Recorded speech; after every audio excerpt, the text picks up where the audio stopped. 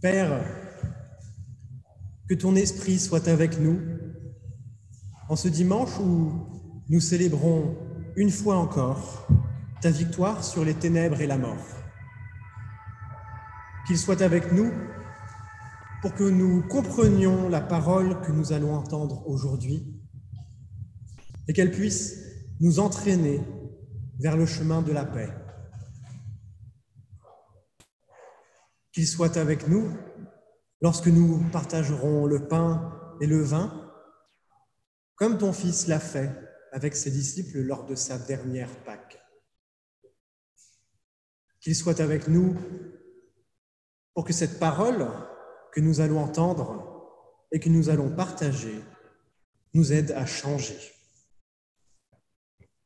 Père, que ta grâce et ta paix soient avec nous tous, par Jésus-Christ, notre Rédempteur, et l'Esprit Saint, notre Consolateur. Amen.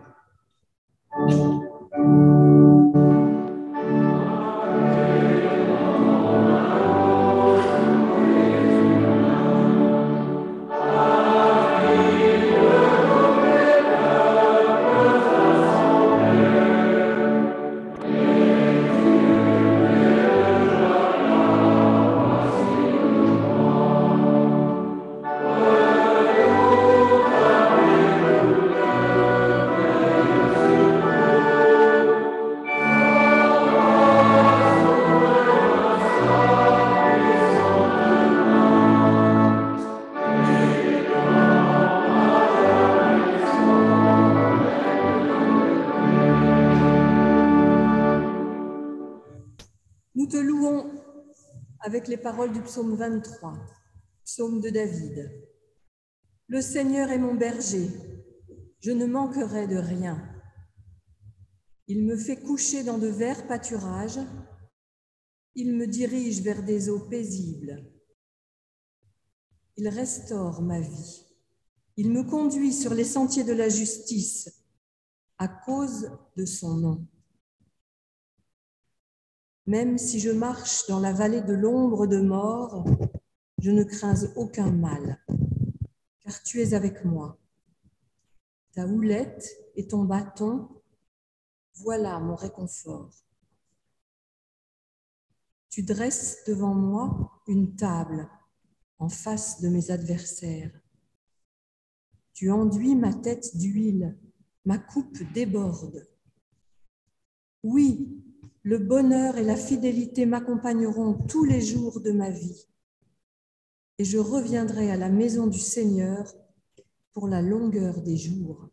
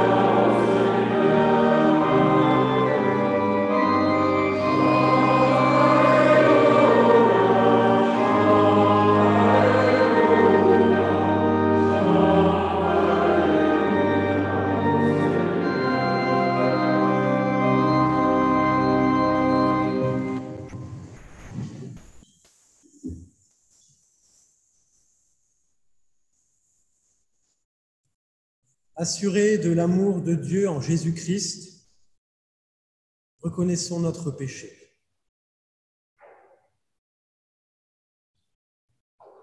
Seigneur, tu nous as fait d'argile et de souffle.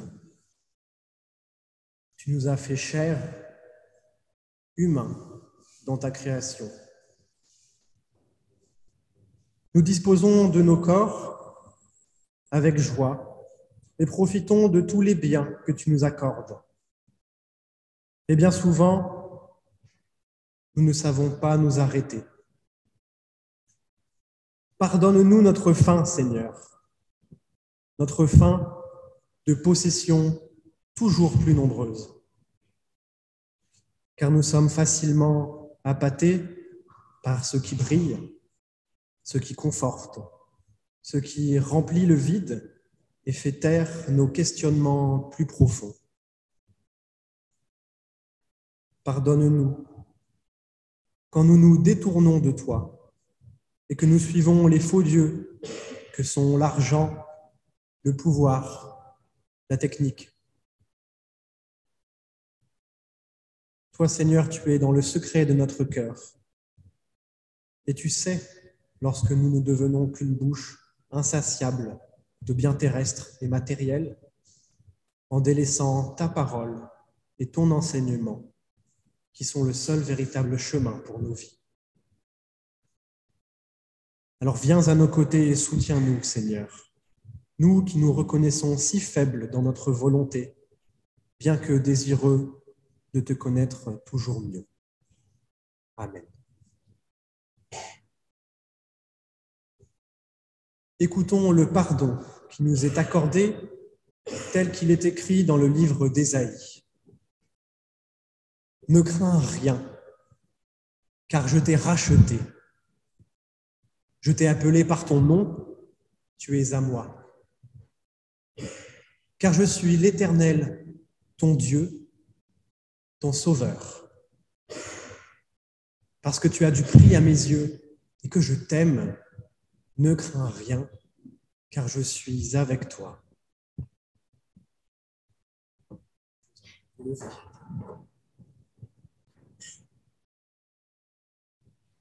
Pardonnés et libérés, écoutons ce que Dieu veut pour nous. Toujours avec les mots d'Ésaïe. Brise les chaînes injustes, dénoue les liens de tous les jougs, délivre ceux qu'on opprime, mets fin à toute servitude. Partage ton pain avec celui qui a faim. Recueille dans ta maison le malheureux sans asile. Couvre celui qui a froid. Ne te détourne pas de ton frère. Amen.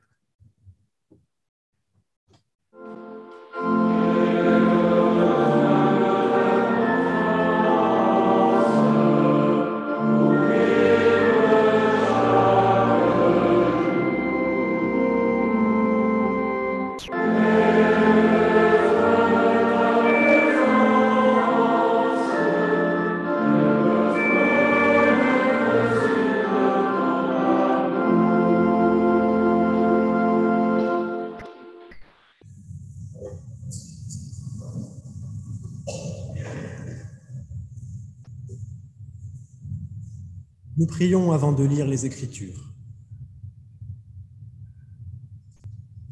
Qu'il est heureux de laisser de côté, l'espace d'un instant, toutes les préoccupations et les soucis qui rythment notre quotidien.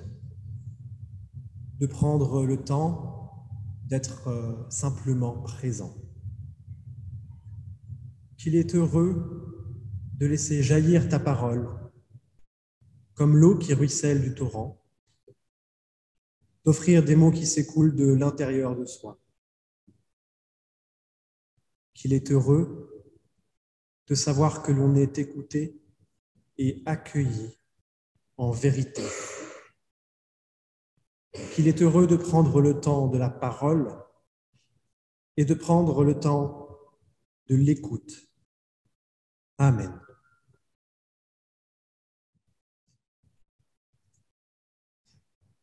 Et nous lisons dans le 2e livre des Rois, au chapitre 6, les versets 8 à 23.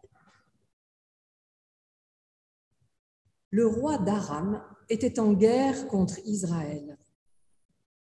Il tint conseil avec les gens de sa cour et dit : « J'établirai mon campement à tel et tel endroit. »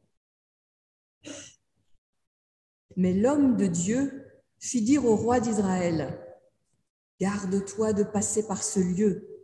Les Araméens y descendent. » Alors le roi d'Israël envoya des gens à l'endroit que l'homme de Dieu lui avait indiqué pour y monter la garde. Cela se produisit plusieurs fois. Le roi d'Aram eut le cœur troublé par cette affaire. Il appela les gens de sa cour et leur dit : « Ne me direz-vous pas qui parmi les nôtres travaille pour le roi d'Israël ? » L'un d'eux répondit : « Personne, ô roi. C'est Élisée, le prophète qui est en Israël, qui rapporte au roi d'Israël les paroles que tu prononces dans ta chambre à coucher. » Le roi dit : « Allez voir où il est, et je l'enverrai prendre. » On vint lui dire : « Il est à Dothan. » Il y envoya des chevaux, des chars et une forte troupe qui arrivèrent de nuit et encerclèrent la ville. L'auxiliaire de l'homme de Dieu se leva de bonne heure et sortit. Une troupe cernait la ville, avec des chevaux et des chars. Le serviteur dit à l'homme de Dieu : « Oh, maître, comment ferons-nous ? » Il répondit : « N'aie pas peur, car ceux qui sont avec nous sont plus nombreux que ceux qui sont avec eux. » Élisée pria : « Seigneur, ouvre ses yeux, je t'en prie, pour qu'il voie. » Le Seigneur ouvrit les yeux du serviteur et il vit. La montagne était pleine de chevaux et de chars de feu tout autour d'Élisée. Les Araméens descendirent vers Élisée. Celui-ci pria le Seigneur en disant : « Frappe cette troupe de cécité, je t'en prie. »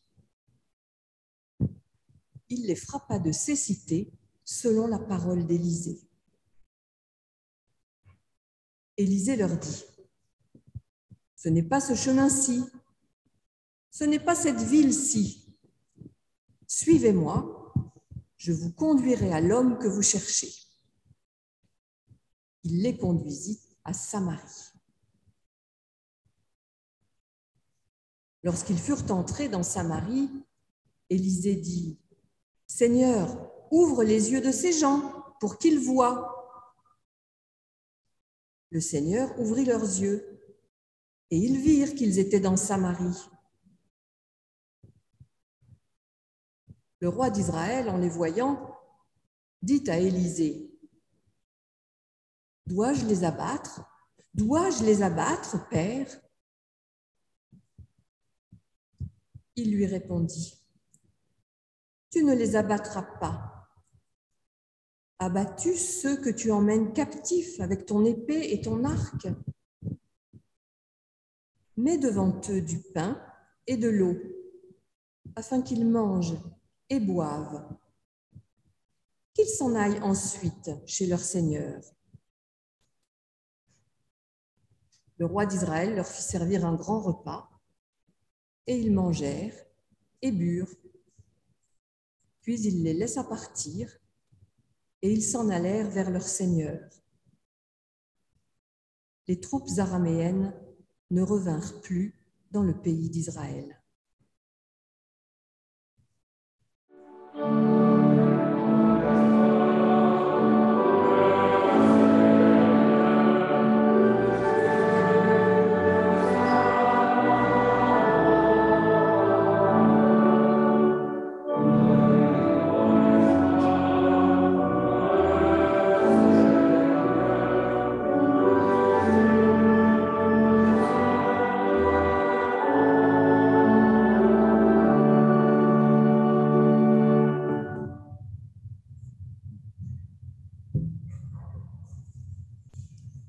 Chers frères et sœurs, je tenais à partager avec vous aujourd'hui ce beau texte issu du second livre des Rois. C'est l'un des récits qui concerne le prophète Élisée, qui est plutôt connu pour être un prophète assez impressionnant dans ses actes.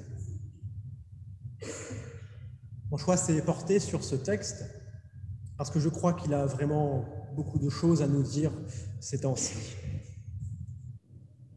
Je n'ai moi-même pas fini d'être surpris, mais je voulais en tout cas partager avec vous cette proposition qui, selon moi, se trouve dans le texte, celle d'une diplomatie de l'estomac. En effet, je crois qu'Élisée est un véritable diplomate de l'estomac.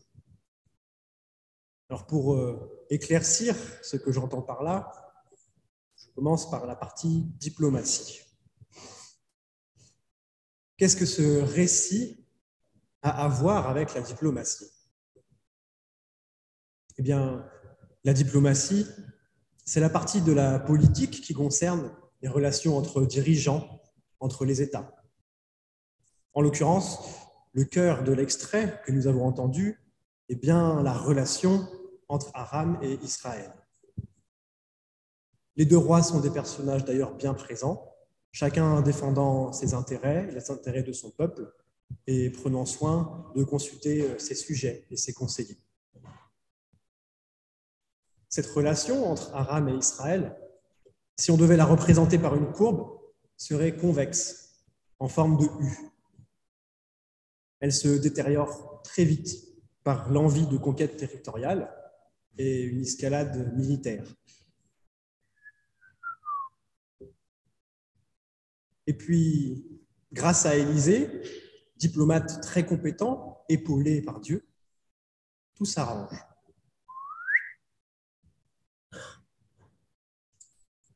Élisée sait tout. En tant qu'homme de Dieu, il accède à des connaissances que nul autre ne peut avoir. À tel point que l'ambiance ferait presque penser au film d'espionnage qui se déroule pendant la guerre froide. Le roi d'Aram en vient à douter de tout son entourage, soupçonne ses propres hommes d'espionnage et de trahison. Mais pourtant, lorsqu'il les interroge, la réponse qu'on lui apporte n'est pas forcément plus rassurante. C'est Élisée, le prophète qui est en Israël, qui rapporte au roi d'Israël les paroles que tu prononces dans ta chambre à coucher. Même le lieu le plus intime, le plus secret, le plus privé est compromis. C'est plus efficace que n'importe quel mouchard caché dans une fausse paroi. Et pour autant, Élisée agit non pas en espion, mais en diplomate, et en diplomate pacifiste. Il faut en effet noter le caractère inattendu de sa démarche. Lorsque son serviteur est pris de panique face à l'armée qui vient vers eux, la réponse instinctive du prophète est pragmatique. Ceux qui sont avec nous sont plus nombreux que ceux qui sont avec eux. Autrement dit, nous sommes en supériorité numérique, nous n'en ferons qu'une bouchée. C'est une logique mathématique, plutôt la logique d'un stratège.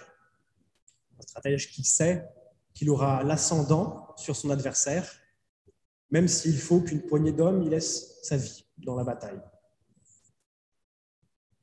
Pourtant, juste après une telle affirmation, Élisée se met à prier et adresse une demande à Dieu. Et là encore, c'est une demande plutôt surprenante. Il implore le Seigneur d'ouvrir les yeux de son serviteur, de lui donner une certaine clairvoyance qui lui révèle l'étendue des troupes ennemies. Et ce n'est pas tout, car il s'ensuit une autre demande adressée à Dieu, tout aussi étonnante, celle de frapper les ennemis de cécité. Élisée aurait pu demander à Dieu de faire s'abattre sur eux la foudre, des flammes, une pluie de pierres, ou de faire trembler le sol sous leurs pieds pour renverser les chars et les faire périr. Et pourtant, le choix qui est fait est un choix bien moins violent, bien moins guerrier, le choix de leur ôter la vue pour venir désamorcer complètement tout l'élan meurtrier qui menaçait Israël. ce penchant pacifiste et non violent ne s'arrête pas là. Même s'il a recours à la ruse pour détourner ses adversaires, Élisée ne le fait pas pour rendre les Araméens vulnérables et à sa merci, pour mieux les frapper, mieux les abattre. C'est pourtant de fait leur situation, mais ce n'est pas une finalité pour le prophète, comme en témoigne sa réponse catégorique au roi d'Israël: « Tu ne les abattras pas ». Voilà pour la partie diplomatie. J'en viens ainsi à la partie stomacale de cette fameuse diplomatie de l'estomac. Selon Albert Einstein, un ventre creux n'est pas un bon conseiller politique. Et ça, Élisée l'a bien compris. Il a parfaitement saisi deux choses. La première, c'est qu'en faisant servir ce repas copieux aux troupes ennemies, la situation serait nettement plus gérable. Et la deuxième chose, c'est qu'il vaut mieux nourrir que faire mourir. En effet, on pourra aisément produire plus de pain, puiser plus d'eau, produire d'autres viandes. Mais les hommes, eux, sont bien plus précieux. Leur vie est précieuse et leur perte n'est pas anodine. Il apparaît alors que le repas est la meilleure option pour tous. Peut-être le psaume 23, qui a été lu pour la louange tout à l'heure, vient-il à nouveau résonner dans votre esprit. Il dit en effet ceci: « Tu dresses devant moi une table en face de mes adversaires. » Il ne s'agit pas d'une table renversée comme une barricade, une protection derrière laquelle se cacher, mais bien du lieu de réconciliation avec les ennemis. La table est médiatrice de la paix, source de communion et de fraternité. En ce sens, Élisée nous donne un avant-goût d'un des aspects si marquants de Jésus, dont les compagnons de table sont tous sauf anodins. Et cela donne également tout son relief à l'institution de la Sainte Seine et l'inscrit dans une continuité avec l'Ancien Testament. En jouant cette carte du remplissage de ventre, le prophète d'Israël devient un maillon de cette curieuse théologie du repas et de la table. Car l'estomac, ce n'est pas juste un organe digestif. Le mot provient originellement du grec stoma. C'est phonétiquement très proche et sémantiquement aussi. En grec, stoma peut avoir plusieurs significations. D'abord, cela peut signifier la bouche comme l'organe de l'alimentation. C'est de ce sens-là dont il était question jusqu'à présent. Or, il n'y a pas que cela, puisque le mot désigne aussi la bouche, cette fois comme organe de la parole. Oui, c'est bien par la parole que tout se joue. C'est par la parole qu'Élisée devient un guide pour les Araméens. Par cette même parole, il les détourne de leur chemin et les mène sur le bon chemin, alors même qu'ils ne voient plus. Sa voix porte toute cette troupe jusqu'au repas qui leur sera servi, même s'ils l'ignorent encore. La bouche comme organe de la parole.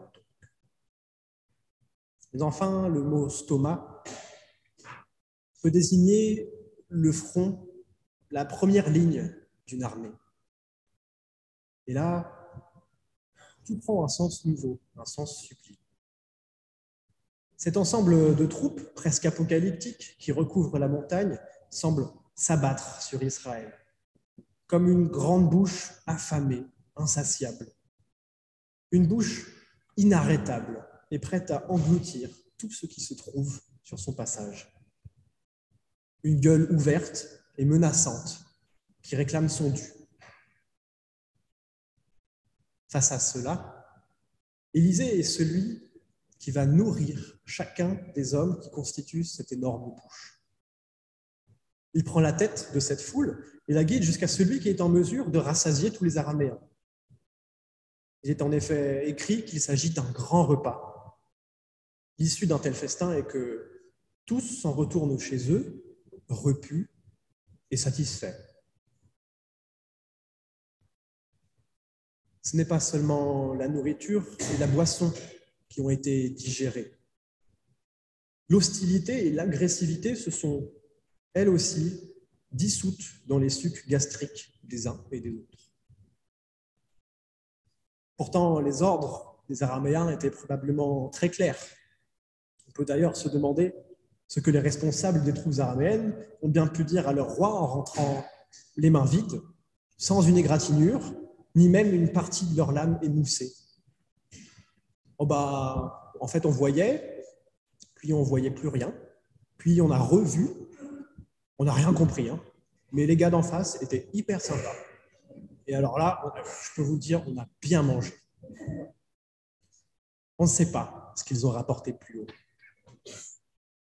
Toujours est-il que le texte affirme qu'aucune autre agression n'est commise par la suite. En somme, pour le dire en une dernière métaphore, la diplomatie de l'estomac, dans cet extrait du 2e livre des rois, c'est un peu l'histoire d'une béquée, une bouche qui s'ouvre pour en nourrir une autre, mais pas n'importe comment. C'est la bouche par laquelle Dieu s'adresse à son peuple, qui est une bouche nourricière et qui stoppe une guerre. La parole du Seigneur, si elle n'est pas encore faite chair, si elle n'est pas encore faite homme, elle est en tout cas rendue non seulement audible, mais aussi visible, comme le souligne le savant jeu littéraire autour de la perte et du recouvrement de la vue. Et enfin, elle devient assimilable par ingestion, prenant la forme d'un repas pour la paix. La parole de Dieu, via Élisée, est déjà instituée comme un temps de fête et de réconciliation. Amen.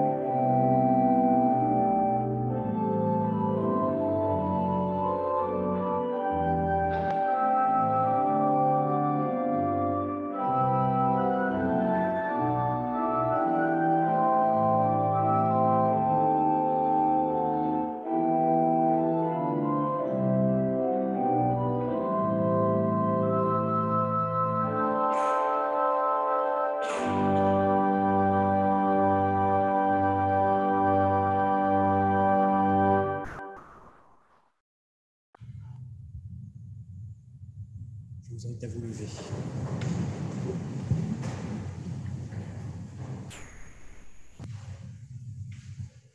Éclairés et rassemblés par la parole de Dieu, nous affirmons notre foi.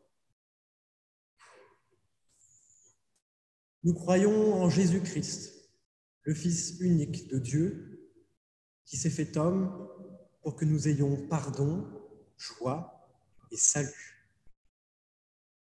Nous croyons qu'il est mort et ressuscité pour nous donner la victoire sur la mort et l'assurance de notre résurrection.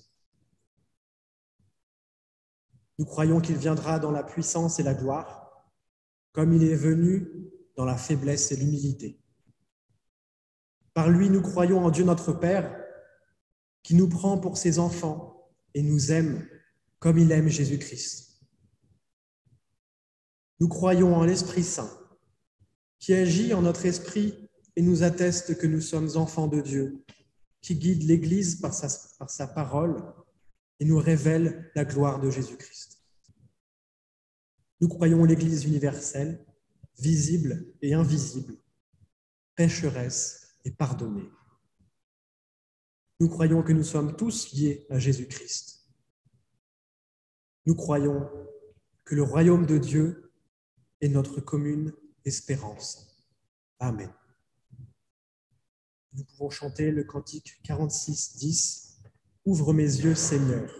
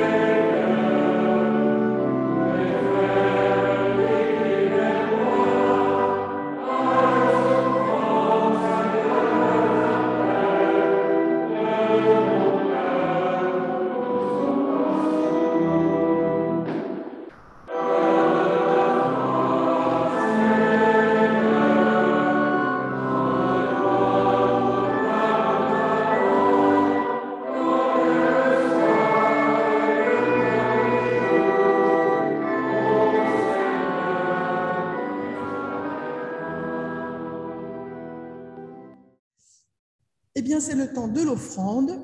L'Église ne vit que des dons. On m'a demandé de rappeler ça. Et comme on prépare notre assemblée générale, je confirme. Nous nous unissons dans la prière d'intercession.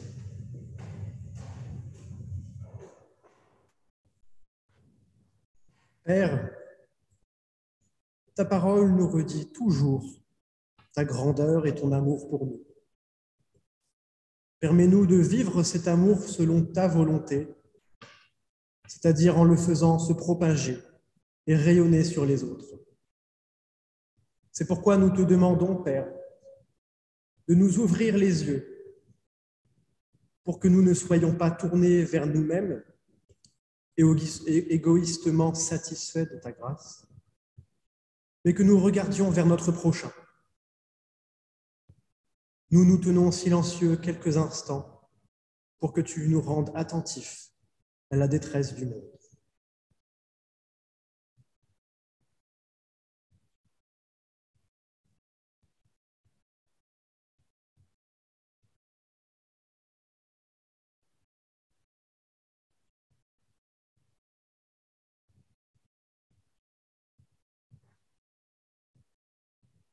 Père, ta parole nous éclaire. Nous qui sommes chaque jour repus comme les soldats araméens à la table d'Élysée, nous pensons à ceux qui n'ont pas de pain. puisses-tu subvenir à leurs besoins, que cela soit par ta manne ou par la main d'un autre, et aide-nous à dresser plus de tables pour inclure les démunis et apaiser les esprits en conflit. Nous prions aussi pour ceux qui, comme le serviteur d'Élysée, s'inquiètent en se voyant encerclés par de nombreuses troupes militaires, comme c'est le cas actuellement en Ukraine. Rassure-les, Seigneur, et sois leur consolation. Nous prions aussi pour que tu ouvres les yeux des dirigeants, tels les rois d'Aram et d'Israël. Apporte-leur de ta lumière, Seigneur, afin que ta paix perdure. Nous te prions pour la nature qui nous entoure comme les montagnes. Ne nous laisse pas la détruire en la submergeant de nos chars de feu. Enfin, nous te prions pour tous ceux qui te cherchent, qui t'appellent, parfois sans le savoir. Révèle-leur ton doux visage et fais abonder ta grâce en eux, Seigneur. Amen. Et je vous invite à vous lever pour recevoir l'envoi et la bénédiction.